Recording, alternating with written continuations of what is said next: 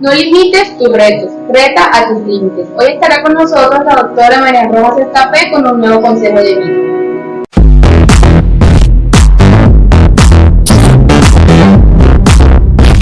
Bueno, lo primero que tenemos que saber es que el delirio es un trastorno del contenido del pensamiento, que es resistente a algo evidente. Es decir, son falsas creencias.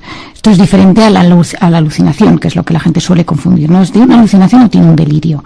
La alucinación es una percepción falsa. Entonces, es, por ejemplo, tú ves algo que no existe. Tú sientes, tú oyes voces. Lo clásico es escuchar voces, propio de la esquizofrenia o algunos trastornos psiquiátricos graves. Y eso es una alucinación.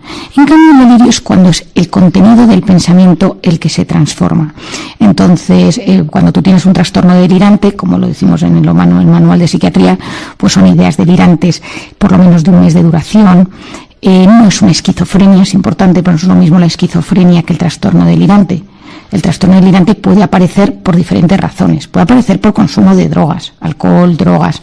Puede producirse por dejar de consumirlas. El síndrome típico de abstinencia, que por ejemplo en el alcohol, el delirium tremens, que tiene este nombre, que seguro que a algún oyente le suena, que es que dejas de beber de golpe y de repente te empiezas a tener alucinaciones, o gente que ha bebido muchísimo en la intoxicación, que puedes tener delirios, o que hay gente que bebe mucho y deja de beber. Algunos fármacos pueden producir delirio, algunos ingresos con anestesia, cirugías cardíacas, estancias en la UCI, pues eso también pueden producir delirios, y esto a veces es bueno que uno lo sepa, porque personas, yo le he visto algún caso en consulta últimamente, que han estado ingresados en el hospital, una operación complicada, en la UCI, una anestesia larga, y de repente empiezan con cuadros delirantes, ¿no? Y te empiezan a decir, y angustia muchísimo a la familia, porque claro, la típica frase de, pues estoy pensando en un paciente que me decía el otro día, ¿no? Se ha vuelto loco, ¿no? Y esto es una cosa que no se debe decir nunca, porque no se debe hablar nunca así, pero es la sensación de pérdida de control. Fármacos, alcohol, drogas, abstinencia, algunas ACVs, accidentes cardiovasculares lo pueden producir. Y luego hay, por ejemplo, cambios metabólicos, pues una bajada brusca de sodio o de calcio. Otra cosa que puede suceder, y sobre todo en personas mayores, son infecciones de orina. O algunos tipos de infecciones en personas mayores producen cuadros delirantes. Yo he visto, me acuerdo muchas veces en urgencias del hospital, que cuando venía una persona mayor le pedía siempre una analítica de orina. Entonces yo me preguntaba, digo, bueno, si viene con un tema de la cabeza, porque vamos a hacer una analítica de orina, bueno, pues que esos cambios metabólicos hipersensibles para los mayores producen cambios en su pensamiento. Y luego, por supuesto, falta de sueño, es decir, si una persona tiene sin dormir o está sin dormir días, semanas, o duerme muy mal, pues puedes provocarlo o potenciarlo si esa persona lo tiene. Si tienes una persona con un trastorno delirante, esa persona, si encima no duerme, esto se va a agudizar. Y luego situaciones de mucho estrés o de mucho dolor, situaciones de mucho dolor físico, psicológico, que te lo pueden producir. Y luego, por supuesto que no lo meto aquí, las enfermedades o algunos trastornos psiquiátricos, pues desde algunas esquizofrenias, trastornos delirantes, trastornos bipolares, algunas depresiones, pueden tener introducido. O sea, que estas son las causas, y hay que saberlo, ¿no? Sí. Y luego, y como un ejemplo, para que la gente entienda de qué hablamos cuando decimos que alguien está delirando. Bueno, los principales tipos de delirio son el de celo, la celotipia, que seguro que a muchos les suena, que es la convicción total de que una persona te está siendo infiel. Yo tuve un caso esta semana de un paciente que estoy viendo que está absolutamente convencido que su pareja le está siendo infiel. Y entonces todo lo relaciona con esa infidelidad. Yo he llamado a su pareja, he hablado con ella, le he preguntado, nos hemos reunido, y me dicen, María, estoy preocupado porque esto es un tema delirante, es decir, es una cosa que no es real, pero se le ha metido el pensamiento, le distorsiona la realidad, la forma de ser, y está absolutamente convencido, y es una celiotipia del libro, ¿no? Otro delirio es el delirio de grandeza, que esto seguro que a alguno le suena, que es una valoración exagerada de poder, de uno de repente se cree, pero se cree pues que es alguien que viene a salvar a alguien, que tiene un poder especial para alguna cosa, y eso es el delirio de grandeza. Luego otro muy típico es el de persecución. Yo he visto varios a lo largo de mi vida, que son pues gente que siente que la están persiguiendo, y entonces hay un complot de persecución por alguna razón, ¿no? También he visto uno esta semana, pues una persona que estaba en un barco de vacaciones con su pareja y sus hijos, y de repente sintió que había un grupo de personas del barco que venían a matarle. Y es un tipo que no tiene ninguna patología previa ni había consumido drogas, pero estaba muy estresado, es una persona muy controladora, y de repente sintió, hasta la angustia de que desde ahí me llamó y me dijo, oye, Marian, aquí hay gente que me quiere matar, pero no es lógico, y entonces ayúdame, ¿no? O sea, porque decía, aquí me está pasando. Bueno, qué lucidez. Bueno, es que hay algunos, esto es una cosa importante que tenemos que saber, y es que a veces, y esto es una cosa importante, a veces en esos delirios las personas tienen la capacidad de darse cuenta de que hay algo fuera de la realidad. Luego hay lo que se llama la idea delirante somática, y es decir, la gente que piensa que alguna parte de su cuerpo está mal. Pues que tiene una parte que no funciona bien, que tengo la nariz torcida, que la oreja. A veces estas personas acaban en los cirujanos plásticos, ¿no? Yo tenía algún paciente, me acuerdo de uno que pues había operado unas 10 veces de la nariz, de la boca, del mentón, porque tiene la convicción de que está torcida su mandíbula. Y estos convencimientos, a veces delirantes, hacen que estas personas pues tengan problemas muy serios y trastornos corporales, porque estás absolutamente, de hecho algunas anorexias acaban siendo delirantes y se las trata incluso pues con algún antipsicótico, porque es la medicación de los delirios, para ayudar a que estas personas vuelvan a tener el pensamiento ordenado, ¿no? Luego, la idea delirante erotomaníaca. Esto justo vi hace un mes a un caso de una paciente mía que está absolutamente convencida que hay un futbolista enamorado de ella y que en el fondo la sigue y tal, una historia que no se sostiene, pero tiene el convencimiento. Luego también hay delirios de que estás siendo controlado por alguna fuente externa, que los pensamientos no son propios, eso angustia muchísimo. Entonces, bueno, o sea, tenemos que entender que hay una cosa que es el delirio y luego tenemos que saber que hay otra cosa que son las alucinaciones y otras cosas que son las obsesiones. Porque hay gente que las confunde, es decir, dice, bueno, esto es una obsesión, esto es una idea sobrevalorada de un tema, o cómo es, ¿no? Que yo creo, Cristina, que esto es un tema para que nuestros oyentes entiendan. Es verdad que hoy es más psiquiátrico de lo normal, pero a mí también me gusta que ellos que nos escuchan lo sepan. En las ideas obsesivas la puede aparecer en personas que jamás han tenido las personas una patología psiquiátrica. Puede ser gente un poco obsesiva, un poco desconfiada, pero son pensamientos o imágenes persistentes que se meten en la cabeza. Tengo que hacer esto, tengo que limpiar esto, tengo que hacer... pero es una obsesión y uno es consciente de que eso le angustia y lucha contra ese pensamiento. Esa es la idea y el camino del delirio. Uno no es tan consciente de esto, en general, y se ve arrastrado por el delirio y está convencido de esa realidad. Entonces, esto es una de las grandes diferencias entre uno y otro. ¿Y con todo esto qué podemos hacer? Bueno, pues como siempre, Cristina, lo primero de todo es buscar ayuda, ¿no? Y si uno nota que alguien de la familia tiene esto o que nos pasa, que pidamos ayuda, porque la ventaja es que en la psiquiatría, en la medicina interna, incluso en los neurólogos, médicos de cabecera, tienen mucha experiencia, porque es algo que puede aparecer desde una demencia hasta un cuadro farmacológico. Cuando tú en urgencias tienes una persona de golpe con un delirio, te empiezas con analítica de sangre, incluso puedes hacer una resonancia magnética. Estoy pensando en un caso una vez que tenía un tumor cerebral y empezó con un delirio, ¿no? Y hay que ver por dónde viene. Y en general hay tratamiento. Es decir, tenemos que ser conscientes que pues a veces son tratamientos más largos, a veces tienen que tener tratamiento de por vida. Y luego una cosa que yo recomiendo, me ha pasado alguna ocasión con mi padre, algún paciente que he visto con él, pacientes que han tenido un delirio crónico, un trastorno delirante crónico, y de repente les quitas el delirio y esa persona se siente vacía. Es decir, si tu sentido de vida es pensar que alguien está enamorado de ti y que tú lo ves en todas partes, ese enamoramiento, y tú a esa persona le curas de ese delirio, le dejas un vacío existencial, porque esa persona no es su vida. Lo que tienes que sustituirlo por... No, claro, pero si tú de repente estás absolutamente convencido que eres el Salvador, o que eres un superhéroe, o que lo que sea, y te lo quitan, eso llenaba tantísimo el comportamiento, el día, lo que uno hace, que cuando a uno se lo quitan hay que llenarlo de otra cosa. Entonces, por eso cuando tratamos a personas que tienen este tipo de patología, súper importante, deporte, vida social, actividades culturales, manualidades, algo de la que la persona se vaya enganchando, música, por ejemplo, que ayuda muchísimo al cerebro siempre, o canto, para que cuando esa persona de repente, ese delirio se mitigue o vaya desapareciendo casi por completo, la persona no se sienta vacía, porque ahí hay un momento de, entonces, ¿cuál es el sentido de mi vida? Yo llevo meses, años luchando o pensando, teniendo una creencia sobre un tema de forma súper potente, y de repente esto ha desaparecido de mi cabeza, y entonces, bueno, ¿yo qué he hecho con mi vida? Y entonces eso genera muchísima ansiedad, y hay que tener en cuenta que todo este tipo de delirios tiene mucha carga afectiva. Es decir, predomina, entra en nuestra cabeza y nos invade. Y entonces uno no lo puede controlar. No, es un tema, Cristina, bastante angustioso. ¿Y las personas que han padecido esto o que lo padecen en algún momento se pueden curar? Quiero decir, pueden llegar a tener una vida perfectamente lúcida y normal y equilibrada y trabajar como los demás. El tema es cuál es la razón, es decir, si es porque esa persona tiene un trastorno bipolar, tiene una esquizofrenia, un trastorno delirante crónico, pues a veces esas personas ya han tenido un deterioro en su vida y les cuesta pues volver a esa vida 100% normal. Pero lo suyo es conseguir que esa persona tenga la vida lo más adaptada posible. Por otro lado, que esa persona sepa cuáles son las luces de emergencia cuando las cosas empiezan a ir mal.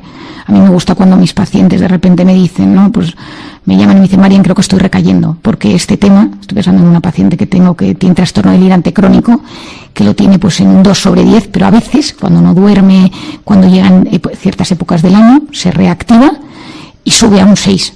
Nunca ya sube a 10 como estuvo cuando yo la conocí, pero es verdad que ella se angustia, ¿no? Y dice, Marian, cuidado. Bueno, pues ayudar a que esas personas tengan conciencia de sí mismas y ayudarles, y que si tienes que tomar medicación, pues que no la dejes, ¿no? A veces es que tienes que tomar medicación de por vida y a veces no es fácil. Pues es precioso esto también, porque aprendemos a ir conviviendo con la enfermedad mental, de la que gracias a Dios cada vez se habla más. Marian Rojas, muchísimas gracias y muy feliz sábado todavía. Pues muchísimas gracias y, como siempre, un gran abrazo a nuestros oyentes. Adiós, adiós. Si llegaste al final de este video, dale me gusta, comenta, comparte y recuerda que solo tú eres el autor de tu propio destino.